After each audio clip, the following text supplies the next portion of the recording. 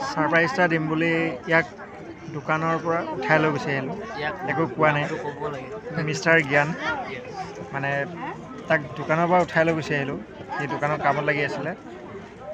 আহি চিনেমা হলত সোমোৱাই দিলোঁ।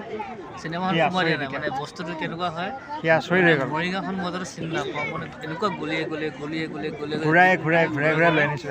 আহিলৈ মোক লাষ্টত চিনেমা হলত সোমাইছে। মই ভাবিছোঁ বোলো মোক কি মৰিগাঁও চিনি নাপাওঁ নেকি বোলো তেনেকৈ যেতিয়া ভাবি লৈ লাষ্টত গম পাইছোঁ যে বোলো গান্ধী ভৱনত সোমাই দিছে যে বোলো ছাৰপ্ৰাইজ বোলো চিনেমা হলত যি নহওক বোলো চিনেমা হলত ককা দেউতা নাতি আৰু হাতীটো চাবলৈ কেনেকুৱা লাগিল বাৰু ছাৰপ্ৰাইজটো? বৰ্তমান ইণ্টাৰমিশ্যন হৈ আছে, হাফ টাইম কৰিছে, বহুত ভাল লাগিছে আৰু ভাল লাগিব চাগে সম্পূৰ্ণ চাই শেষ হোৱা নাই যিহেতু চাম আৰু হাফ টাইম দিছে বৰ্তমান হাফ টাইম হয় ভাল লাগিছে।